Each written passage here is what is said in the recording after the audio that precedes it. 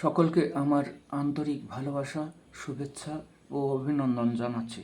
আশা করি তোমরা সকলে ভালো আছো।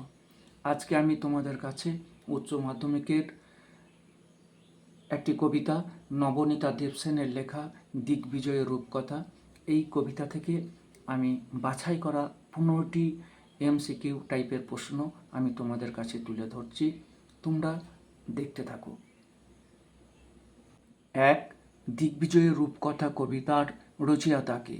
দিগ্বিজয়ের রূপকথা কবিতার রচয়িতা হলেন নবনীতা দেবসেন। 2. দিগ্বিজয়ের রূপকথা কবিতায় প্রধান চরিত্র কে? প্রধান চরিত্র হলেন রাজকুমারী। 3.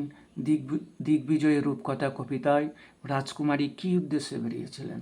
দিগ্বিজয় করতে। 4. দিগ্বিজয়ের রূপকথা কবিতায় রূপকথার মাধ্যমে কী বোঝানো হয়েছে? দিগ্বিজয়ের কবিতায় রূপকথার মাধ্যমে বোঝানো হয়েছে নারীর ক্ষমতায়নকে। 5.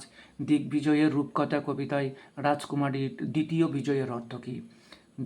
দ্বিতীয় বিজয়ের অর্থ হল দুটি মন জয় করা। 7. দিগ্বিজয়ের রূপকথা কবিতার মূল প্রতিপাদ্য বিষয় কী? নারীর শক্তি ও স্বাধীনতা। 8. দিগ্বিজয়ের রূপকথা কবিতায় নারীর ক্ষমতায়ন বোঝাতে কোন প্রতীক ব্যবহৃত হয়েছে? মুকুট। 9. দিগ্বিজয়ের রূপকথা কবিতায় দিগ্বিজয় করার অর্থ কী? দিগ্বিজয়ের রূপকথা কবিতায় দিগ্বিজয় করার অর্থ হল ভালোবাসা ও বন্ধুত্বের বিজয়। 10. কবিতায় রাজকুমারীর অভিযানের প্রথম ধাপ কী ছিল? রাজপ্রাসাদ ত্যাগ করা। 11. রাজকুমারী কীভাবে তার প্রথম বিজয় অর্জন করেন? যুদ্ধের মাধ্যমে। 12. রাজকুমারী দ্বিতীয় বিজয় অর্জন করেন কীভাবে? হৃদয় জয় করে। 13. কবিতার মাধ্যমে লেখিকা কী প্রমাণ করতে চেয়েছেন? নারীর ক্ষমতায়ন। 14. রাজকুমারী কোন দুটি বিষয়ের উপর জয়লাভ করেন? তার দুটি বিষয় হলো দুটি হৃদয়। 15. কবিতায় রাজকুমারী কোন গুণের জন্য বিখ্যাত? তার সাহস।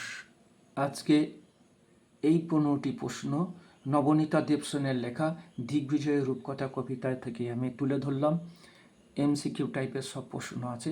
তোমাদের উচ্চ মাধ্যমিকের তৃতীয় সেমিস্টারে MCQ টাইপই প্রশ্ন আসবে। তোমরা এগুলো চটপট তৈরি করে নাও। আশা করি এই দিগ্বিজয়ের রূপকথা থেকে যে প্রশ্ন আসার কথা এইখান থেকেই চলে আসবে। তোমরা ভালো থেকো। আর যদি এই ভিডিওটি খুব ভালো লাগে তোমরা তোমাদের বন্ধুদের মাঝে প্রচুর করে শেয়ার করে দিও, লাইক দিও। তোমরা ভালো থেকো, সুস্থ থেকো।